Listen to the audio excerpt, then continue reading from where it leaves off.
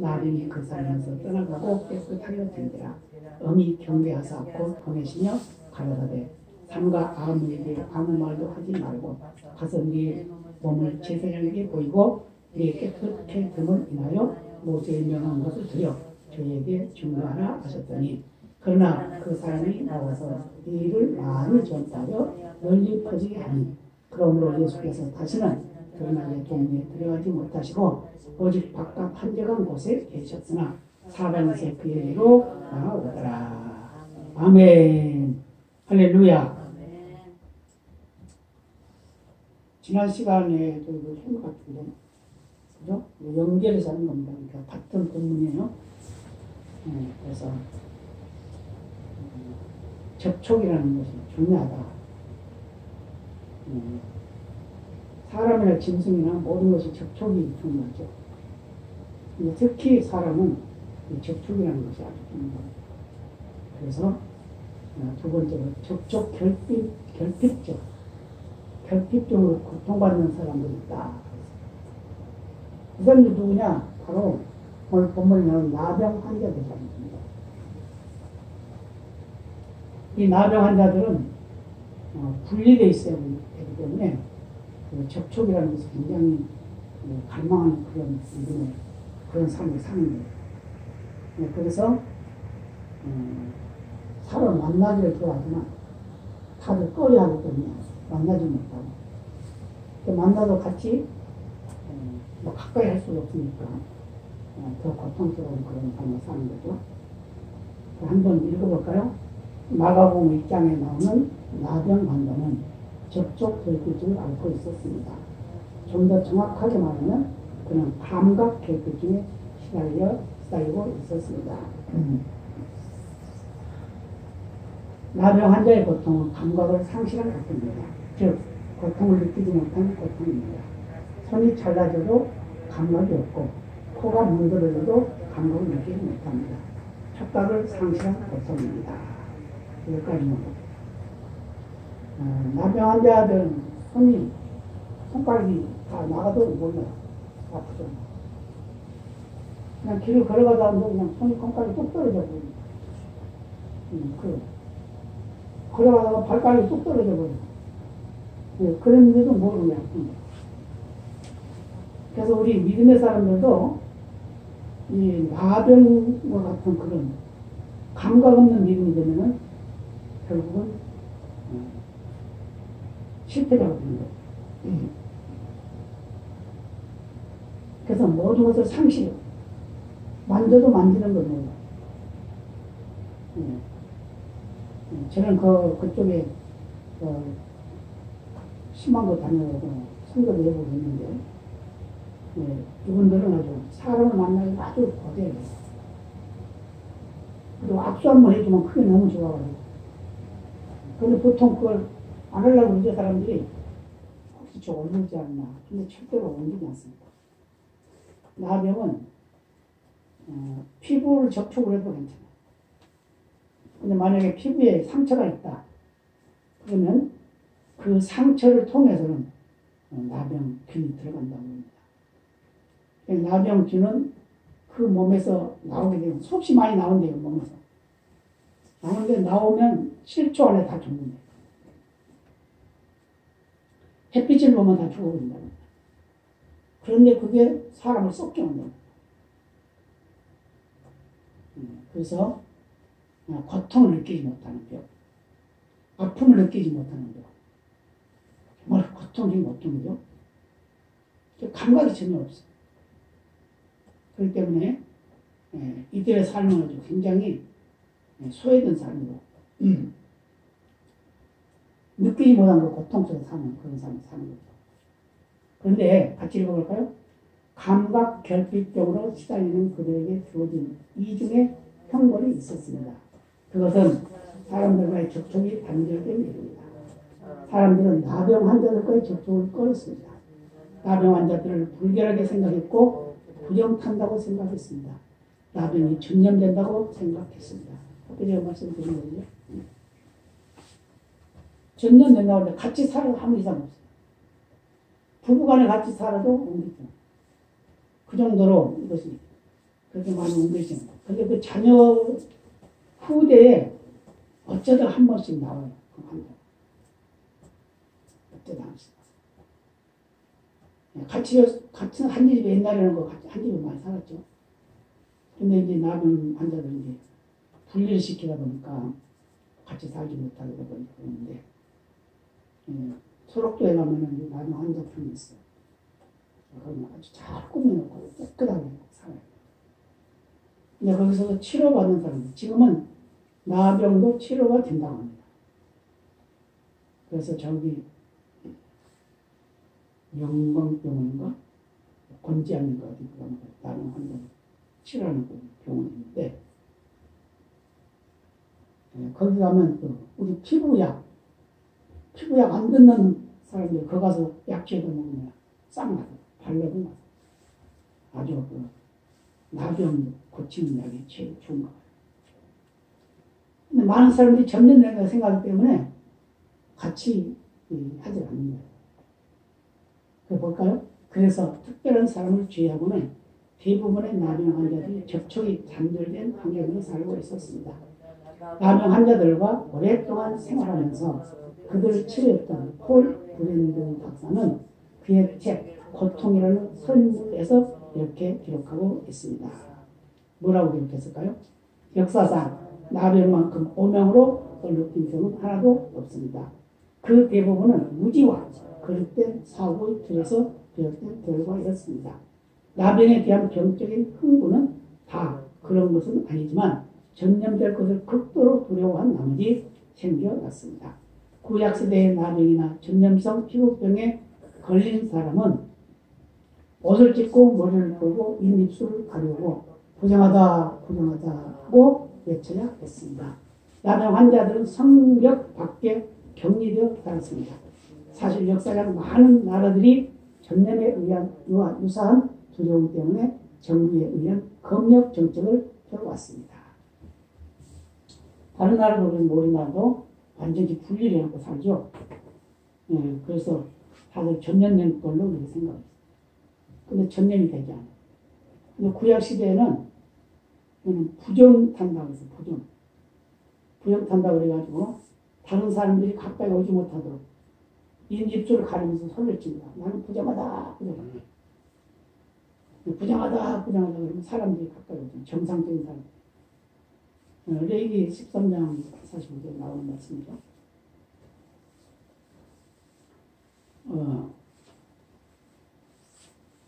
열왕기에서도 보면 이 나병 환자들이 성 밖에 쫓겨나가지고 그 격리되어 있던 그런 사건들이 나오죠. 근데 그들이 어떤 일까지 하죠? 나중에 죽으면 죽으리라 라는 그런 믿음을 가지고 적에게 항복하러 갔더니 적들이 다 도망가고 없어가지고 그것을 다시 사마리아 성에 가서 알려주고 그래서 그 성이 다시 살아나는 그런 일이 있었던 그런 일들이 있습니다. 그런 것들을 봐도 다 이 나병 환자들은 부정하게 생각했어요. 그런데 오늘 본문에 나오는 이 나병 환자를 보신 예수님은 귀에 손을 대셨다는 거죠. 손을 대셨어요. 손을 대시며 그에게 내가 원하는 깨끗함 받으라. 깨끗함을 받았더니 깨끗이 나왔어요. 그러니까 지금까지 우리가 생각했던 그런 것들은 뭐냐면 같이 읽어볼까요? 그 두려움은 거의 근거가 없었습니다. 나병은 극소수에 불과한 아주 민감한 사람들에게만 전염될 수 있었습니다. 1873년 노르웨이 과학자 아모 한센은 나병을 일으키는 인자를 밝혀냈습니다. 그것은 나병으로 혈액공과 매우 흡사한 세균이라고 합니다. 이 한센 씨가 이걸 발견했다고 그래가지고 한센 씨 병이라고 하죠. 근데 그때 그 후로부터 같이 볼까요? 그때 이후 나병은 모든 전염성 질병 중에서 가장 전염률이 낮은 질병의 하나로 밝혀졌습니다. 나병 환자의 감각을 잃어버린 것보다 더 큰 고통은 사람들과의 접촉을 잃어버린 일입니다. 이게 이제 큰 문제. 병으로 감각이 없는 것도 고통스럽지만 이 사람들과 접촉을 할 수가 없어. 자기들끼리만 살아요. 우리나라에서도 그렇게 하고 있잖아요. 지금도 그렇게 하고 있죠. 모든 세계가 세상 모든 사람들이 이 나병을 굉장히 무서워한다는 거죠. 그래서 오늘 그것을 연구한 학자 또 한세 씨 같은 분 이런 분들은 다 나병이 어떤 병이다라는 것도 알게 됐죠. 그래서 그들이 나병 환자들이 갈망한 것 볼까요? 그들이 갈망했던 것은 접촉입니다. 접촉을 갈망했던 한 나병 환자가 예수님께 찾아와서 그의 병을 고쳐달라고 부탁합니다. 그때 예수님이 긍휼히 여기시고 그에게 손을 대셨습니다. 그리고 그를 고쳐주셨습니다.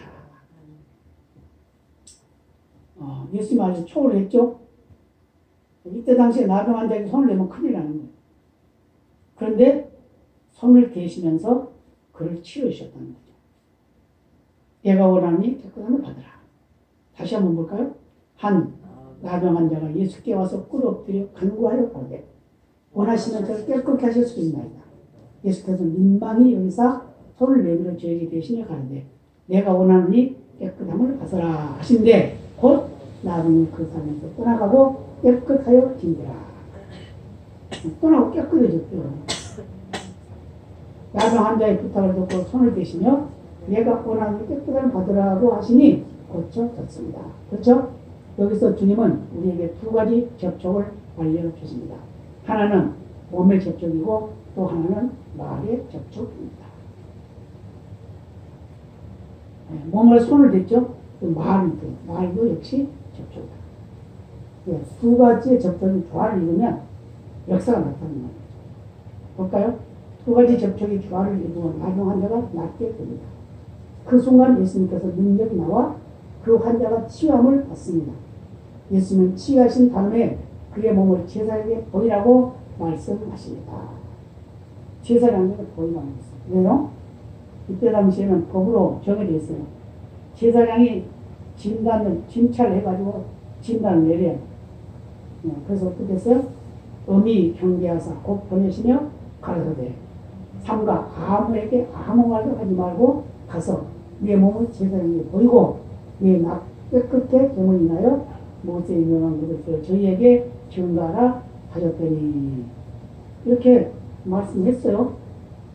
제사장에 보여서 네가 나았다는 것을 확정을 받고 다른 사람들에게 알려라. 이제 그 말이란 말이에요. 근데 그건 어떻게 했어요? 45절 보니까 그러지 않았어요. 그러나 그러죠? 그 사람이 나가서 이 일을 많이 전파하여 널리 퍼지게 하니 그러므로 예수께서 다시는 드러나게 분에 들어가지 못하시고 오직 각각 한정한 곳에 계셨으나 사방에서 교회로 나오더라. 예수님께서 왜 한정한 곳으로 가셨을까요? 많은 사람들이 모여들까봐. 그것도 맞죠. 근데 한 가지는 이 부정한 사람이 손을 냈다는 거죠. 그걸 이제 바리새인들이나 유대인들이 이제 또 그걸 이유로 해가지고 또 비방을 하게 되겠죠. 그러나 많은 사람들은 어떻게 한다고요? 예수님께는 모여들어서 뭘 하고 있죠? 자, 봅시다. 이 말씀은 그에게 이제 가정으로 돌아가라는 말씀입니다. 가족에게는 접촉이 있는 공동체로 돌아가는 것입니다. 나병 환자에게 필요했던 것은 접촉이었습니다. 이 접촉은 사랑의 접촉이었으며 긍휼의 접촉이었으며 치유의 접촉이었습니다. 또 능력의 접촉이며 회복의 접촉이었습니다. 예수님의 접촉은 한순간에 나병 환자의 병을 고쳐주셨습니다. 그의 인생의 지금까지 가지고 있던 모든 상처를 치유해 주셨습니다. 병도 낫지만 그 마음의 병도 치유해 줬습니다. 가장 고통스러운 게 병보다 지금 외톨이 있는 것이 더 힘들었다고 말해요. 많은 사람들로부터 비방을 받고 욕을 먹고 옛날에 그랬잖아요. 나병 환자들이 막 돈을 던졌어요. 우리 어렸을 때 그랬어요. 그때 이렇게 나병 환자들이 많았는 몰라. 동네 오면 그런 말 하죠. 나병 환자가 어린아이의 간을 먹으면 병이 낫는다. 그런 속설이 있었어요. 그래서 아이들 잡아간다고 애들 밖에 나가 못 나가겠어요. 못 나가겠어요. 그러니까 막 나병 환자가 오면 막 돌고. 나병 환자는 어떻게 알아요? 눈썹이 없어요. 눈썹이 없는 것은 9년 정도 돼야 없다고 해요. 9년 정도 돼야. 그 병이 걸린 지 9년 정도.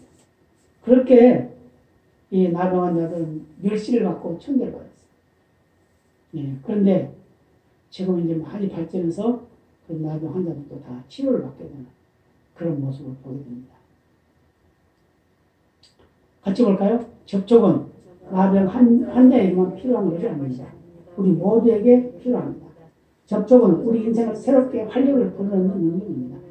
원수 맺은 자가 화해를 이루고 친구가 되는 아름다운 현상입니다. 그렇죠? 그래서 접촉은 지금 세상은 접촉 결핍증 때문에 모두가 고통을 당하고 있습니다. 접촉과 인간은 불가분의 관계입니다. 우리 인간에게 가장 민감한 것이 오감인데 그 중에 제일 민감한 것이 촉감이라고 합니다. 촉감, 다서, 다서 때는 감각, 촉감, 손으로 만져서. 그래서 시각장애인들이 아주 손 촉감이 아주 좋죠. 그래서 손으로 만지면 눈으로 본 것보다 더 정확하게 분별할 수 있다고 합니다. 그래서 촉감이 아주 중요한데, 자, 촉감이란 생명이 잉태된 직후부터 발달되는 본능적인 감각입니다. 인간의 오감 중에서도 가장 먼저 발달한다고 합니다. 우리가 흔히 중요하게 생각하는 시각이나 청각은 촉감보다 나중에 발달한다고 합니다. 그래서 이제 태아가 생겨나는 그런 과정이 나와요. 태아의 시각은 6개월 무렵부터 발달하기 시작한다고 합니다. 산모가 밝은 햇빛 속에 배를 드러내면 태아는 아직 덜 발달된 눈을 통해 희미하게나마 햇빛을 느낀다고 합니다. 청각도 이 시기부터 발달하기 시작한다고 합니다.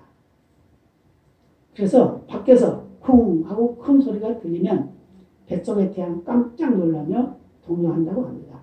이 움직임은 청진기 등 간단한 기구로 쉽게 안 할 수 있다고 합니다. 청각이 발달하면 태아는 1분에 72회씩 뛰는 어머니의 심장 소리를 느낌과 동시에 귀로 들을 수 있다고 합니다.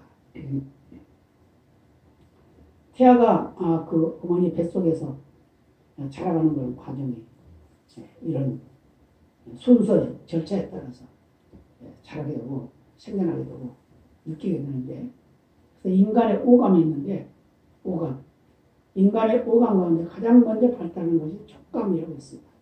그런데 그 촉감이 계속해서 보살핌을 받지 못할 때 인간은 황폐해진다고 합니다.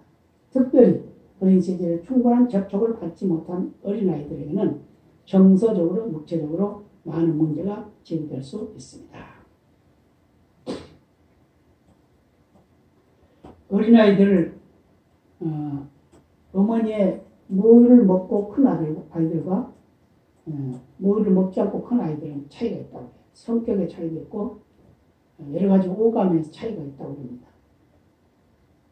그래서 스피치 박사는 한번 볼까요? 스피치 박사는 감옥에서 태어나거나 길거리에 버려진 아이들을 돌보는 국립병원 의사였습니다. 그는 어린아이들의 불행한 환경에 동정심을 느꼈기 때문에 아이들에게 먹을 것을 충분히 주고 또 쾌적한 환경 조성에도 최선을 다했습니다. 그런데 웬일인지 병원에서 자라는 아이들의 사망률이 높기만 했습니다. 뚜렷하게 원인을 밝힐 수가 없었습니다. 그래서 그는 아이들이 죽어가는 원인 모를 병을 마라스무스라고 지었습니다. 마라스무스는 히라비에서 따온 말로 명확한 의학상의 이유 없이 들으다라는 뜻입니다. 그러니까 의학적으로는 그렇게 뭐라고 표현할 수 없는 그런 병이라는 거죠. 그래서 멕시코에서 휴가를 즐기던 스피디 박사는 어느 날 뜻밖의 해답을 얻었습니다. 휴양지 근처에 고아원이 하나 있었는데 그곳의 아이들은 발그레한 땀에 웃음이 가득했고 뛰어다니는 모습도 행복해 보였습니다. 자신이 관리하는 병원에 비하면 턱없이 비위생적이고 음식도 형편없었는데 말입니다. 흥미를 느낀 그는 휴양도 집어치우고 고아원에 몇 달간 머물면서 아이들을 관찰하기 시작했습니다. 시작해 보니까 뭐가 나왔냐? 결국은 접촉이었던 접촉. 자, 그 고아원의 아이들이 행복해 보였던 이유는 단 한 가지. 이웃 아낙네들의 따뜻한 보살핌이었습니다. 그들은 매일같이 고아원을 방문해 아이들을 안아주기도 하고 흔들 의자에 앉혀 노래를 불러주기도 했습니다. 스피치 박사는 수천 명의 아이들을 관찰한 후에 그 결과를 책으로 썼어요. 책을 썼는데 어떻게 썼다고요? 그 가운데 이런 구절이 있습니다. 접촉을 한 아이는 건강하게 자라났습니다. 그러나 유모차에서 피부 접촉 없이 자란 아이들은 점점 기억이 약해졌고 접촉 결핍증 때문에 세포들이 죽어갔습니다. 그러니까 아이들을 키우는 것도 굉장히 중요해요. 엄마가 안아준다는 거 아주 중요해요. 어른들과 같이 접촉을 한다는 게 아주 중요해요. 그러거든요. 근데 요즘에는 그냥 잘못하면 큰일 납니다. 그래서 우리 자녀들을 어떻게 자라게 해야 되느냐? 같이 볼까요? 우리 자녀들에게 더 많은 장난감과 게임기를 사주는 것보다 애정 어린 접촉이 필요합니다. 애정 어린 접촉을 받지 못하면 부적합한 접촉의 유혹에 쉽게 쓰여집니다. 존 트렌트와 게리 스몰리는 축복의 언어라는 책에서 이렇게 기록합니다. 특별히 유념해야 할 사항은 부모가 자녀들에게 애정 어린 접촉을 소홀히 하면 아이들은 참된 칭찬에 굶주리게 되어 부적절한 접촉을 시도하는 사람들의 품 안으로 빨려 들어가게 된다는 것입니다. 왜 젊은이들이 사이비 종파에 끌려 들어가는지 그 이유를 분석한 어느 책에는 다음과 같이 기록되어 있습니다. 사이비 종파와 이와 유사한 단체들은 새로운 가족관계를 마련해 준답니다. 거기에서 맺어준 가족들은 추종자들을 걱정해주고 그들에게 조언을 아끼지 않으며 그들과 함께 울어준답니다. 더욱 살갑게 다가오는 것은 그들을 안아주고 만져주는 새로운 사람들을 만나게 된다는 사실입니다.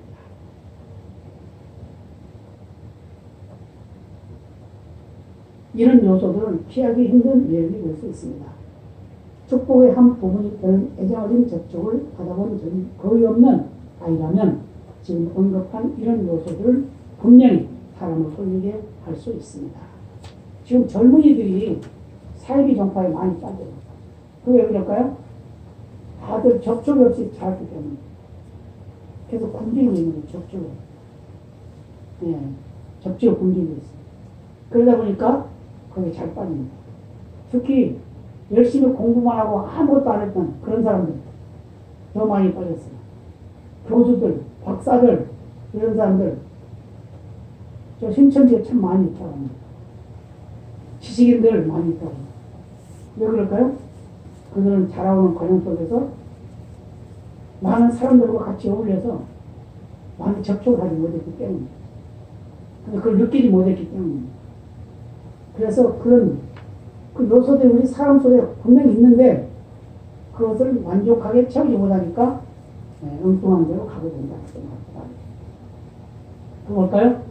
사이비 종파에 걸려들지는 않는다고 해도 수년 동안 받아보지 못한 접촉의 결승을 보상받기 위하여 그런 과정에서 성장한 아이는 성적으로 물러나는 관계에 빠져들 위험이 있습니다. 여러 가지 의미를 두고 있죠. 오늘 여기까지 말하겠습니다. 만남이라는 거, 접촉이라는 거, 가장 중요해요. 접촉은 많다고 그때 접촉은 많아요. 왜요? 인터넷으로. 여기 가만 앉아서 미국과 다 서로 얼굴을 마주보면서 할 수도 있죠. 그 접촉이에요. 근데 같이 만나서 손잡고 같이 이야기하고 밥 먹고 이런 걸 못하는 거예요. 그러니까 그 결핍증이 사람을 피폐하게 만듭니다. 그 때문에 그는 사람이 거의 다 어린이 돼도 불평불만이 많은 사람들은 어떤 사람이냐? 어렸을 때 사랑을 받지 못한 사람이죠. 거의 다 사람 결핍증이에요. 그게 이제 접촉 결핍증이죠. 그런 사람들이 많습니다. 그래서 말 한마디에 상처받아가지고 그걸 평생 안고 사는 사람도 있어요. 그걸. 그래서 다른 사람들을 인정하지 않아요. 인정하지 않아요. 자기만 외톨어 살려고 하는 거예요. 그런 것들이 바로 어렸을 때 부모들이 그걸 잘 안아주지 않았기 때문에. 그래서 우리는 자녀들을 관리하고 키우는 일에는 많은 시간을 할애해줘야 됩니다. 그래서 요즘에 깨어있는 부모들은 젊은이들도 그렇습니다. 아이들과 놀아주는 시간을 많이 갖기를 원해요. 그래서 어떤 그 부부는 보니까 남편이 열심히 일하고 왔는데 피곤한데 그래도 그 아이들을 위해서 같이 놀아주는 거예요. 하루 2시간씩 놀아주고 그러고 잠들고 이런 것들이 뭐냐 그 아이들의 장래를 생각하고 있다는 거죠. 사람답게 자라가도록 사람답게 살도록 그렇게 한다는 겁니다. 우리도 믿음의 안에서 성도로서의 아름다운 교제, 하나님이 원하는 교제, 그런 교제들은 많이 발전시키고 또 많은 사람들에게 호감을 주는 그런 믿음의 삶을 살아야 될 줄로 믿습니다. 다 같이 기도하시겠습니다. 아버지 감사합니다.